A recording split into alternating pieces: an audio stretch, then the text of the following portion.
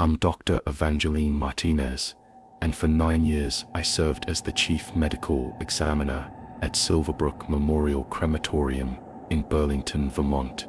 Or at least I was until I submitted my resignation 3 months ago. You can call me Dr. Martinez if you want, though most people at the facility just called me Doc Eva during my time there. But what I'm about to tell you about is the one case that made me question everything I thought I knew about death, and ultimately led me to leave the profession entirely. Silverbrook Memorial is one of the most respected cremation facilities in New England, serving families across Vermont, New Hampshire, and western Massachusetts. It's a comprehensive operation, housed in a beautifully restored 19th century mansion that sits on 12 acres of maple-covered hills just outside Burlington. The facility maintains 4 state-of-the-art cremation chambers, a full medical examination wing, and the capacity to handle over 2,800 cases annually, with the dignity and care that families deserve during their most difficult moments. During my tenure there, I personally oversaw the examination and preparation of nearly 23,000 bodies. I've encountered every conceivable cause of death: peaceful passings in sleep, sudden cardiac events, tragic accidents, violent crimes, overdoses, suicides, and every form of trauma, disease, and natural decline that can claim a human life. I've examined the remains of newborn infants who never had a chance to take their first breath, centenarians who lived through a century of history, and everyone in between who found their way to our facility for their final transition. My role at Silverbrook Memorial was unique in the cremation industry. While most facilities simply receive bodies from funeral homes and proceed directly with the cremation process, Silverbrook maintained its own comprehensive medical examination department due to our contracts with the Vermont State Medical Examiner's Office and several county coroner systems throughout the region. This meant that I wasn't just preparing bodies for cremation. I was conducting detailed post-mortem examinations, verifying causes of death, identifying potential forensic evidence, and ensuring that all legal, medical, and ethical protocols were meticulously followed before any body entered our cremation chambers. I had studied forensic pathology at Harvard Medical School and completed my residency in anatomical and forensic pathology at Massachusetts General Hospital. Before joining Silverbrook Memorial, I spent 6 years working in state medical examiner offices and hospital morgues throughout New England. The work was intellectually challenging but emotionally demanding, dealing with suspicious deaths, homicide investigations, and the kind of cases that make headlines and haunt investigators for years. I chose to transition into the cremation field because it offered a unique combination of medical examination work and the opportunity to provide genuine closure and peace for grieving families. There's something profoundly meaningful about being the last medical professional to care for someone before their final journey. Unlike the adversarial atmosphere that sometimes surrounds forensic investigations, cremation work allowed me to focus on dignity, respect, and helping families through their grief while still utilizing my medical training and expertise. The case I'm about to tell you about began on what seemed like a completely routine Wednesday morning in late October 2019. New England was displaying its famous autumn colors. The maples surrounding Silverbrook Memorial were brilliant shades of red and gold, and the morning air carried that crisp, clean scent that makes Vermont autumns legendary. I had arrived at the facility at 6:15 a.m., my usual time, to review the overnight intake log and prepare for what I expected to be a typical day of examinations. We had received 5 new cases during the night shift: an elderly gentleman who had passed peacefully at home, surrounded by family, twin sisters in their 80s, who had died within hours of each other at a local nursing home, a middle-aged construction worker who had suffered a fatal heart attack, and one case that would completely shatter everything I thought I understood about death and my profession. The fifth case was listed in our intake management system as Celestine Aurora Blackwood, age 72, who had reportedly died of respiratory failure at Mercy General Hospital 4 days earlier. According to the comprehensive paperwork provided by Whitmore and Associates Funeral Home, Mrs. Blackwood had been a retired librarian and amateur botanist with no surviving family members. The funeral home had been contracted by the state of Vermont to handle her final arrangements, as she had prepaid for cremation services through a burial insurance policy, but had no living relatives to claim her remains or oversee her final care. This type of case was unfortunately quite common in our line of work, particularly in rural Vermont, where elderly individuals sometimes outlived their entire families. These solitary deaths always carried a particular weight of sadness for me, knowing that someone's entire life story, all their memories, experiences, and accumulated wisdom would conclude without family members present to provide comfort, share final words, or bear witness to their transition from this world. I always tried to treat these cases with extra care and attention, as if my professional respect could somehow compensate for the absence of personal love and grief. I began my examination of Mrs. Blackwood at approximately 8:30 a.m.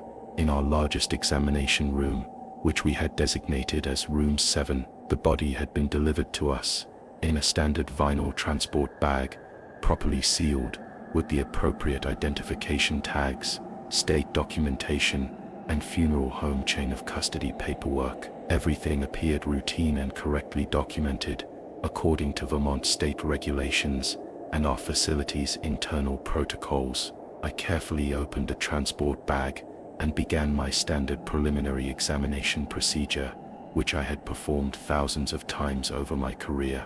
What I found was a woman who appeared to be in her early 70s, with silver white hair that had been carefully arranged by the funeral home staff, and the kind of elegant bone structure that suggested she had been quite beautiful in her younger years. Her hands showed the telltale stains that come from a lifetime of gardening, fitting for someone described as an amateur botanist.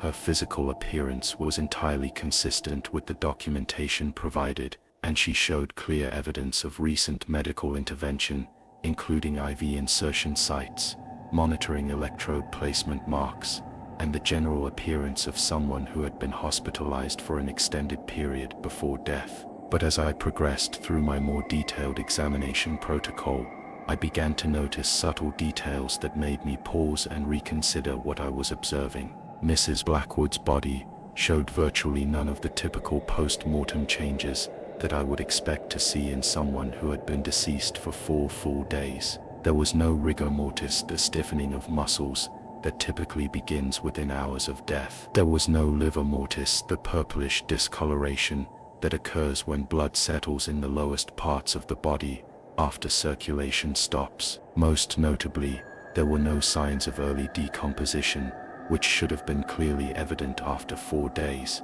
especially considering the warm October weather we had been experiencing. This was unusual but not entirely unprecedented in my experience. Bodies that had been properly refrigerated immediately after death could sometimes maintain a remarkably fresh appearance for extended periods, particularly if death had occurred in a hospital setting, where cooling procedures and preservation protocols were implemented within minutes of the patient's final breath. Modern hospital morgues and funeral home facilities have sophisticated refrigeration systems that can significantly slow the post-mortem deterioration process. I made a detailed note in my examination log, but continued with my standard protocol, assuming that exceptional preservation procedures explained what I was observing. It was when I reached the neurological examination portion of my protocol, checking for corneal cloudiness, pupil response, and other cranial indicators, that I encountered something truly disturbing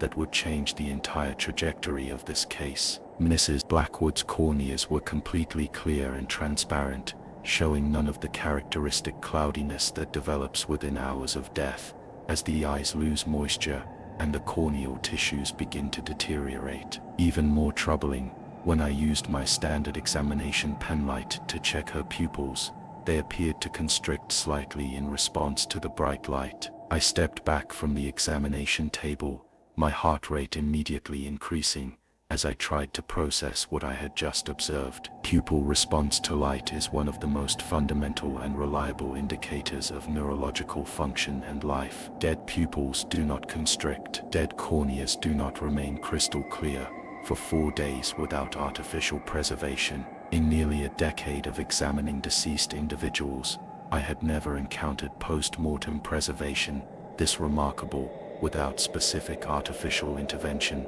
like embalming or specialized medical preservation procedures. Fighting against my growing sense of alarm, I immediately implemented emergency verification protocols. I checked Mrs. Blackwood's carotid artery for any possible pulse, knowing intellectually that I wouldn't find one but needing to follow proper medical procedure. As I pressed my fingers against the major artery in her neck, I felt something that sent an icy shock of terror through my entire body. There was a pulse, weak, irregular, and barely detectable, but unmistakably present. Celestine Blackwood was alive. I immediately activated our facility's medical emergency protocol and called 911, requesting urgent ambulance transport to the University of Vermont Medical Center. While waiting for paramedics to arrive, I began basic life support procedures, checking her airway, monitoring her breathing, and preparing her for emergency transport.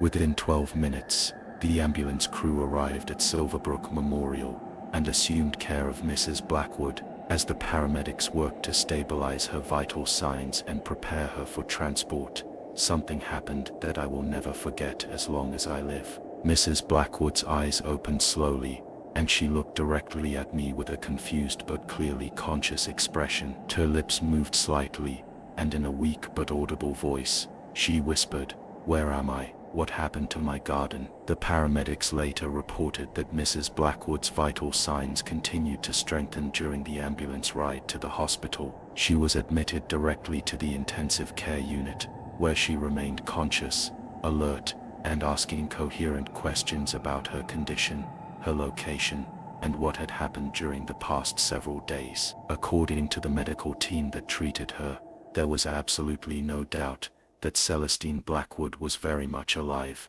and showed no signs of the severe respiratory failure that had supposedly claimed her life 4 days earlier. But according to every single piece of official documentation in her extensive file, Celestine Aurora Blackwood had died at 11:47 p.m. on October 23, 2019, at Mercy General Hospital. Her death certificate had been signed by Dr. Rebecca Thornfield, a pulmonologist whom I knew personally and respected professionally. Her body had been officially released to Whitmore and Associates Funeral Home, transported to our facility, following all standard procedures, and scheduled for cremation later that same afternoon. If I hadn't decided to conduct an unusually thorough examination and noticed the remarkable preservation of her remains, Mrs. Blackwood would have been cremated alive within 6 hours. The implications of what had nearly occurred were absolutely staggering and kept me awake for weeks afterward. How does someone who is demonstrably alive end up in a crematorium with a legally signed death certificate? How had multiple medical professionals, funeral home staff members, transport personnel, and administrative systems all failed to detect that this woman was still breathing, still maintaining circulation, still exhibiting neurological function? And most terrifying of all, my lies, how many other cases like this might have gone undetected over the years? I spent the remainder of that Wednesday in crisis management mode, making urgent phone calls to hospital administrators, state medical examiner officials, funeral home directors, and legal representatives, all trying to understand how such a catastrophic and potentially fatal error could have occurred in our modern medical system. Everyone I spoke with expressed the same combination of bafflement, horror, and professional concern that I was experiencing. Dr. Tunerfield adamantly insisted that she had personally verified Mrs. Blackwood's death using standard medical protocols before signing the death certificate. The nursing staff at Mercy General Hospital confirmed through their records that Mrs. Blackwood had shown no detectable vital signs when she was officially pronounced deceased. Whitmore and Associates Funeral Home verified that their experienced staff had followed all standard handling procedures and had detected no signs of life during their care of the body. Yet somehow, inexplicably, Celestine Blackwood had survived whatever medical crisis had caused her apparent death, remained in some form of suspended animation, or extremely minimal vital function for 4 complete days, and regained consciousness just hours before she was scheduled to be cremated. From a medical standpoint, it was virtually impossible. From a professional standpoint, it was absolutely terrifying. From a personal standpoint, it was hauntingly disturbing in ways that I struggled to comprehend or process. The investigation that followed would consume the next several months of my life, and ultimately lead me to discover unsettling truths about death certification, cremation industry practices, and the terrifying possibility that the boundary between life and death might be far more ambiguous than anyone in the medical community wanted to acknowledge. But that October morning, as I watched the ambulance disappear down the maple-lined road, carrying a woman who, according to all official records, should have been dead, I knew that my career at Silverbrook Memorial Crematorium was about to become infinitely more complicated and disturbing than I had ever imagined possible. The investigation into Celestine Blackwood's case began within hours of her arrival at the University of Vermont Medical Center. What we discovered would shake the foundations of everything I believed about death, medical protocols, and the cremation industry. Dr. Rebecca Thornfield, the pulmonologist who had signed Mrs. Blackwood's death certificate, was as shocked as anyone. When I called her that afternoon, her voice trembled as she recounted the events of October 23rd.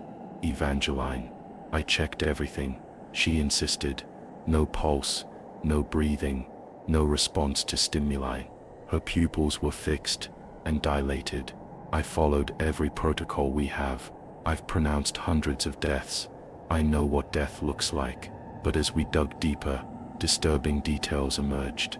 Mrs. Blackwood had been suffering from a rare condition called Cotard's syndrome, combined with an extremely rare metabolic disorder that could slow her bodily functions to nearly undetectable levels. During her final hospital stay, she had been receiving an experimental treatment protocol that included powerful sedatives and metabolic suppressants. The combination had created what medical literature calls suspended animation, a state so close to death that even trained medical professionals couldn't detect signs of life using standard examination techniques. Her breathing had slowed to 1 breath every 3 to 4 minutes. Her heart rate had dropped to fewer than 10 beats per minute. Her body temperature had fallen to levels typically associated with hypothermia. When Dr. Thornfield had examined her on that October night, every test she performed suggested death. The stethoscope revealed no audible heartbeat. The pulse check showed no detectable circulation. Even the specialized equipment in the ICU had failed to register her minimal vital signs. But Mrs. Blackwood hadn't died. She had entered a state of profound metabolic suppression that mimicked death so perfectly that our entire medical system had been fooled. Over the following weeks, I learned that cases like this were more common than anyone wanted to admit. The Vermont State Medical Examiner's Office quietly revealed that they had investigated 17 similar incidents over the past decade, people who had been pronounced dead, only to show signs of life hours, or even days later. Most terrifyingly, not all of these cases had been discovered in time. The realization hit me like a physical blow. How many people had we cremated who were still alive? How many families had unknowingly authorized the burning of their loved ones who were trapped in states of suspended animation, unable to call out, unable to move, but still conscious on some level? I began obsessively reviewing our facility's records, looking for any cases that might have shown unusual preservation, unexpected physical responses, or other signs that we had missed. What I found haunted me. There had been at least 12 cases over my 9 years at Silverbrook, where bodies had shown exceptional preservation. 3 cases where family members had insisted they saw their loved ones move or respond during viewings. 5 cases where I had noted unusual pupil responses that I had dismissed as post-mortem reflexes. The weight of these possibilities became unbearable. I started having nightmares about voices calling from inside cremation chambers, about people waking up in the moments before the flames consumed them. I would lie awake wondering if Mrs. Blackwood's case was a miracle that saved her, or a horror that revealed how many others we hadn't saved. Mrs. Blackwood made a full recovery within 2 weeks. The experimental medications cleared her system, and her vital signs returned to normal ranges. When I visited her in the hospital, she was sitting up in bed, reading a book about Vermont wildflowers. "Dr. Martinez," she said when she saw me, "I understand you're the one who saved my life." I sat beside her bed, struggling with how to respond. "Mrs. Blackwood, can you tell me what you remember from those 4 days?" Her answer chilled me to the bone. "I remember everything," she said quietly. I could hear the conversations around my hospital bed. I felt the funeral home staff moving my body. I was aware when you began your examination. I wanted to scream, to move, to let someone know I was still there, but I couldn't make my body respond. It was like being trapped inside myself. She paused, looking out the hospital window at the autumn trees. I knew what was going to happen to me. I knew about the cremation. In those final moments before you checked my pulse, I was praying that someone would notice I was still alive. The implications were staggering.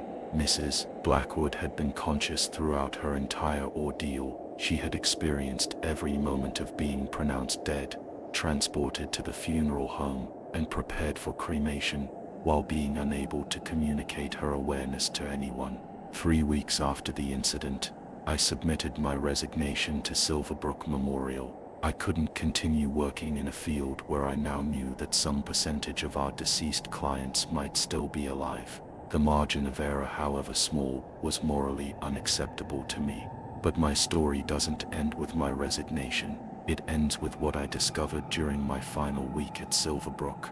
While cleaning out my office, I found a letter that had been placed in my desk drawer. It was handwritten in elegant script and signed AKB, Celestine Aurora Blackwood. The letter read, "Dr. Martinez, you saved more than just my life. You saved my soul from a fate worse than death. But I need you to know something that I couldn't tell you at the hospital. During those 4 days, I wasn't alone in that place between life and death. I could sense others, people who had been like me, trapped and aware, but who hadn't been as fortunate. Some of them had been there for a very long time.